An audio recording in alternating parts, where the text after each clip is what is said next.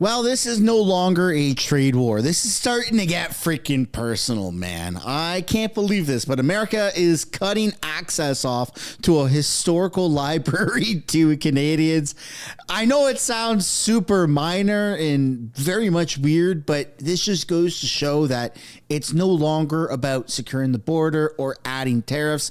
It's starting to get extremely personal. So we're going to be taking a look at that, as well as some things that were said by other Canadian politicians earlier today, like Danielle Smith and Carney. But more importantly, we're taking a look at new fighter jets for Canada. You have Pierre, who's been advocating for increasing our defense spending budget, but also putting more money into our Arctic and filling that base in Iqaluit with a bunch, I think like 4 or 6 F-35s. That's huge. But unfortunately, somebody else is trying to beat him to the punch. Welcome back to the channel. Welcome back to another video, everybody. Before we get into it, I do want to encourage you all to hit the like button and subscribe if you haven't yet already. It does really help grow the channel. And if you want to rep some awesome merch, use code SAVECANADA, all in caps, to get yourself 20% off. When you go to the link down below in the description or the pinned comment below, you got some awesome shirts like this. You can get hoodies like that as well. You also have lawn signs, Save Canada. Pretty freaking cool, man. Dozens of people have already gotten the lawn signs. And then, of course, you've got the stickers. My freaking favorite. My favorite sticker is right above me, Canada First, and then also the not for sale sticker right there. Again, link down below in the description, pin comment below, Save Canada, 20% off. Without further ado, let's get into this video. Starting off with the library access denied. U.S. authorities are closing Canadian access to a historical library that straddles the Quebec-Vermont border.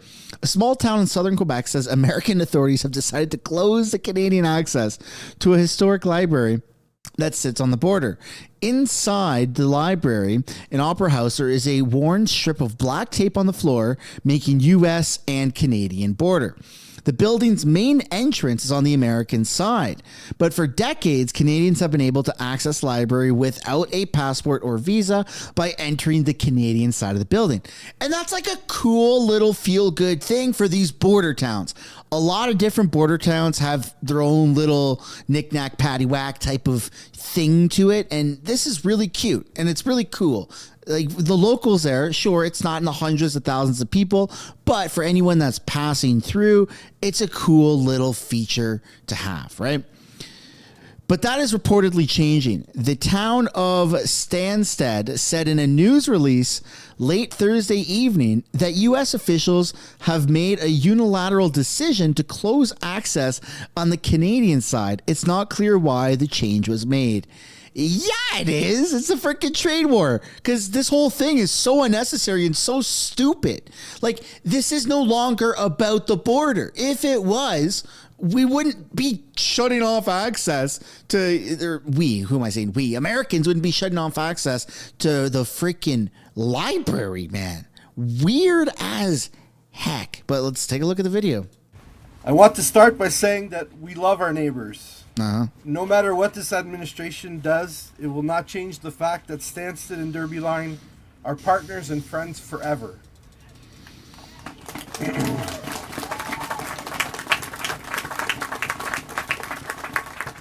We have too many reasons to cherish our relationship, and it's not one man that will change that. I want to say that it's never been more important that you stand up for your beliefs, make sure that things are moving forward, and don't take things for granted.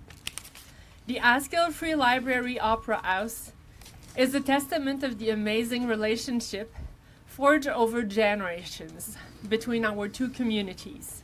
Our border community is strong, and this will only further our strength and our ties. This just seems to be escalating to a point of, I want to say, no return. Seems like tensions are rising every single day between America or Americans and Canadians. And with the booing of the anthems still ongoing, with this weird little tit for tat thing, this is beyond the scope of a trade war, which again, that trade war is I would say, unnecessary. We're neighbors, we're friends, we're allies. We're supposed to be working with each other, not against each other. But again, that's my opinion, folks. I would absolutely love to know yours.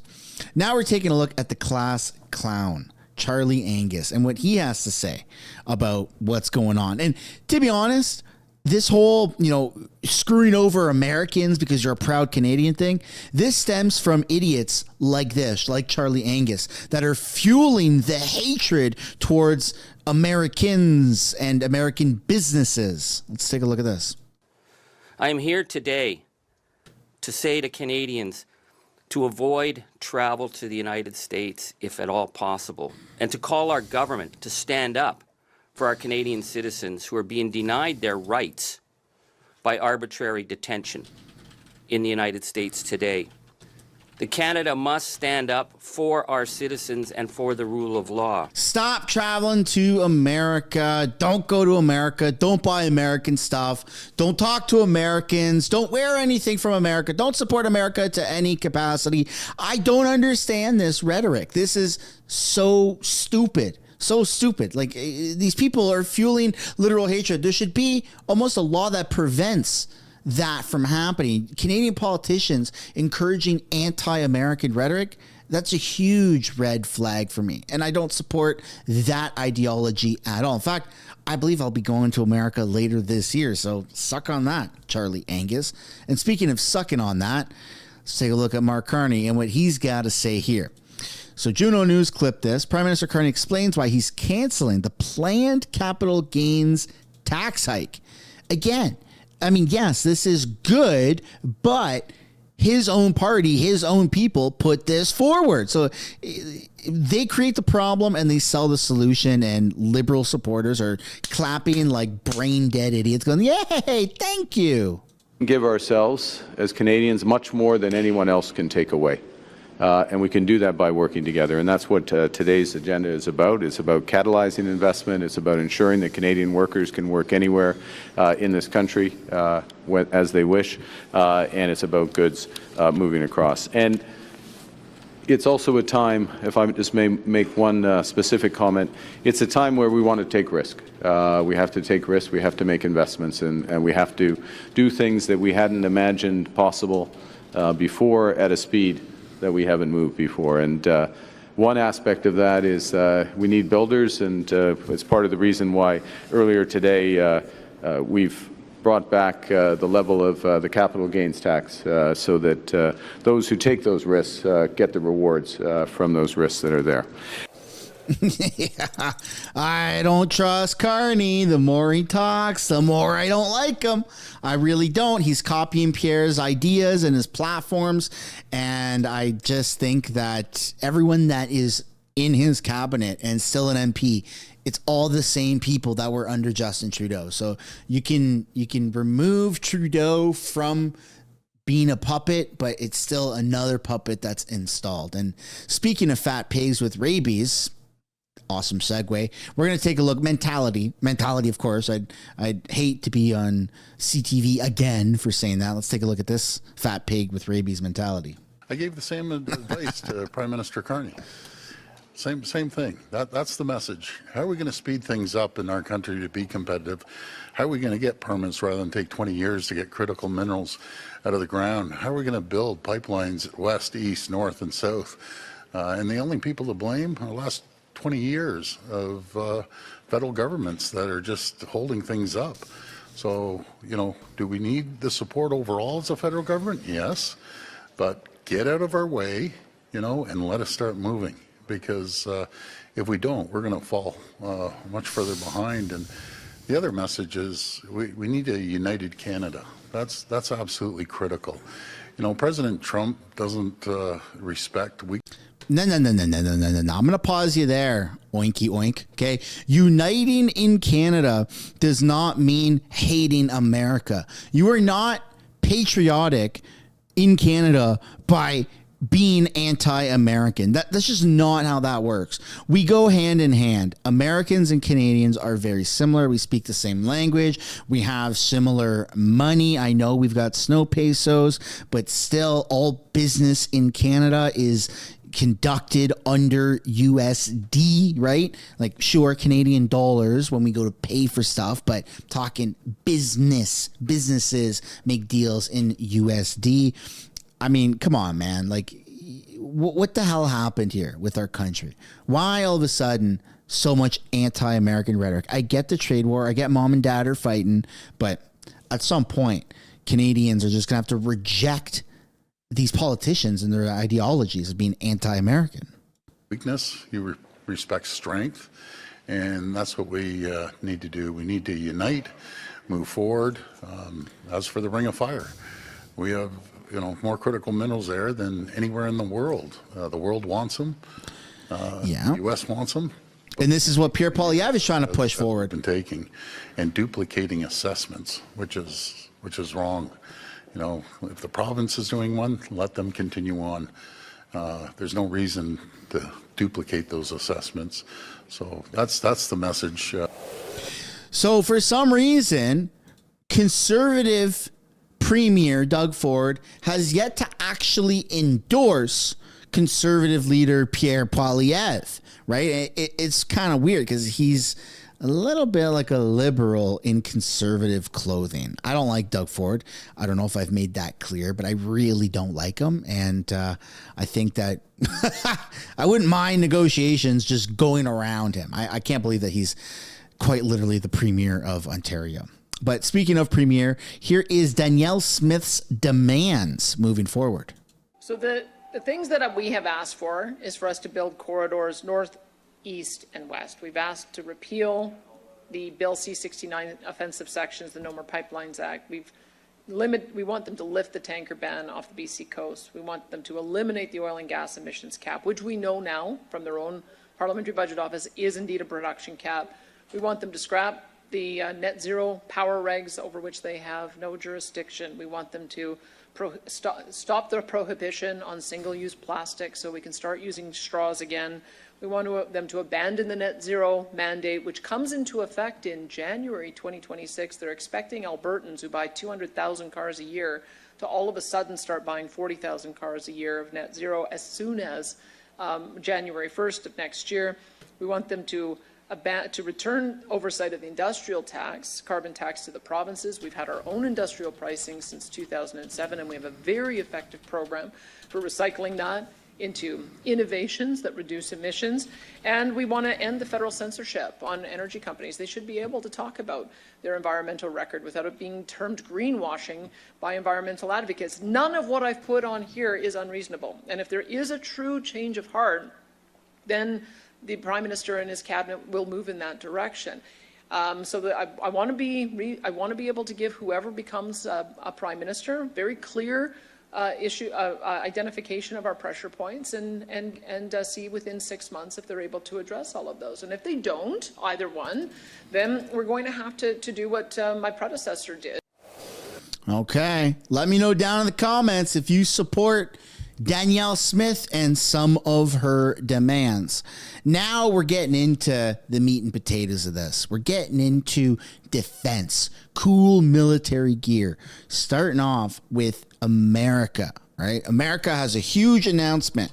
They're not doing F-35s. They're doing F-47s. Yep, they've been working on this in secret for many years. Let's take a little look. On track to create the nation's next generation fleet of military aircraft.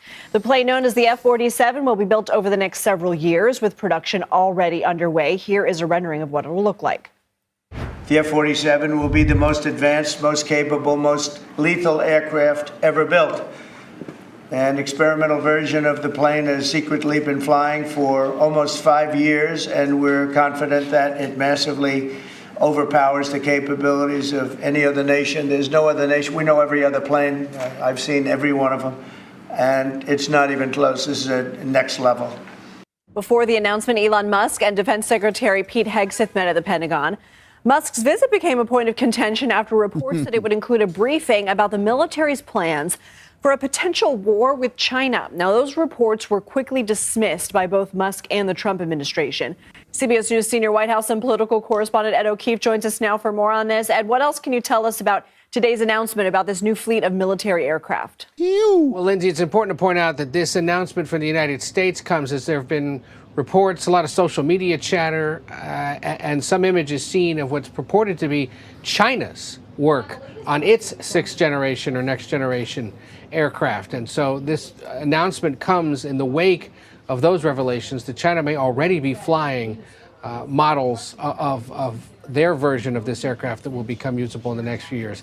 The F-47, named aptly for the current 47th president, is still several years away, but this multi-billion-dollar contract awarded to Boeing now publicly acknowledges what's already been underway for some time at the Pentagon, and that is planning for this next-generation aircraft. Next generation in the sense of the size and scope of the engine, the computing that can be done, the stealth. So, unfortunately, Canada doesn't have something as badass as that. But we are stepping up our game. And we're going to be getting F-35s no matter who is Prime Minister. And so, this is something that I support. This isn't enough to swing my vote over from Pierre Poilievre to some other party, but I just support putting more money into our country's defenses and upgrading our military equipment. That might be unpopular. Maybe some people would rather Pierre do that than Mark Carney, but either or, we need it done no matter what. And it's already been announced. So let's take a look at this here.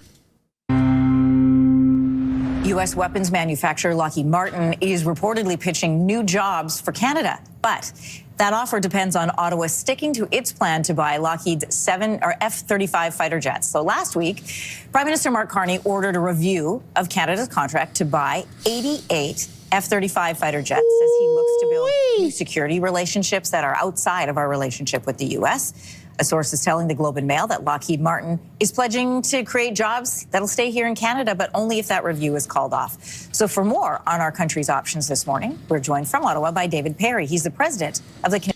That would be the most amount of fighter jets that Canada has. A quick Google search shows that Canada does not actually have that many fighter jets to begin with. Canada has 63 fighter jets currently in operation with the Royal Canadian Armed Force, planning to purchase 88 new advanced fighter aircrafts to replace the CF-18. So that would be insane. Like, we would have instantly over double our fighter jets should we go through with this purchase of F-35s.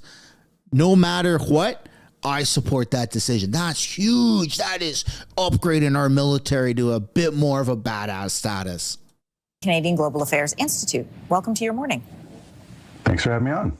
All right, let's set this up for everybody. Canada has the option to look for alternative suppliers after the first 16 of the 88 ordered F-35 jets are delivered. So on Monday, Prime Minister Mark Carney said that it is prudent and in the best interest of Canada to take a second look at this contract. So how could Lockheed Martin's offer change that calculation? So I guess to a certain extent, we don't really fully know because you could review a whole number of different things. The economic contributions, that's part of it. And so it certainly seems like based on the reporting that what Lockheed offered is a stronger economic benefits package basically than have been put on the table before.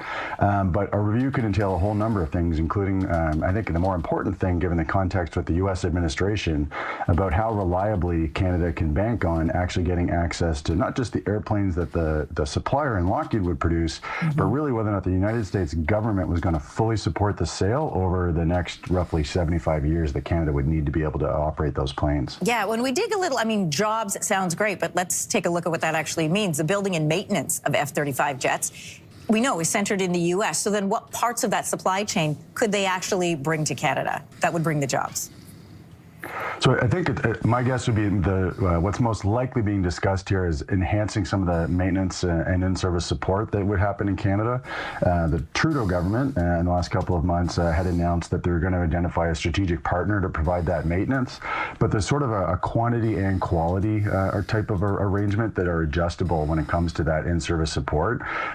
what could be being put on the table is Lockheed transferring either greater quality of the work in terms of having some more higher value maintenance functions provided in Canada, or also having a broader scope of the work in terms of the person hours of maintenance on each individual jet come to Canada. But I'm really just kind of guessing at that. Prime Minister Carney just came off this European tour, and of note, it's that he went to Europe first before he's even had discussions with the United States. This is in part because he wants to work with Europe to try and diversify not only our defense supply chains, but our trade supply chains as well. Lockheed Martin is the U.S. largest weapons manufacturer, and the cost for buying those 88 fighter jets is $19 billion. If Canada were to accept Lockheed's offer, doesn't that then just make us more dependent on the United States? So I think we need to think about those kinds of relationships in totality, and also keep in mind that we have been on a very, very long and tortuous path to get to the point we're at today of having made the commitment for an initial 16 airplanes, but really we should have done that a decade and a half ago. I think in a broader sense, what Prime Minister Carney is doing is looking at kind of the entire breadth of our defense investments and looking to have a bit more diversity in some of those supply chains potentially. So right now we are quite reliant on the United States for a lot of those supply chains. Most of our major systems do come from the United States, and at least my sense of what Prime Minister Carney is looking at is saying that we should probably get a little bit more diversity of supply. It's tricky to do though, given that we are pretty late in modernizing in a number of different ways, and if we wouldn't move forward as intended with some of our contracts with the United States, there'd be really significant negative impacts on the Canadian military for the next 5 or 10 years. Yeah, Sweden, one of those countries that we're looking at as possibly this, diversifying this relationship. I want to ask you about our military as a whole. The Royal Canadian Air Force has flown the current set of CF-18 jets since 1982. I mean, they are man, that's gross. Increasingly becoming obsolete.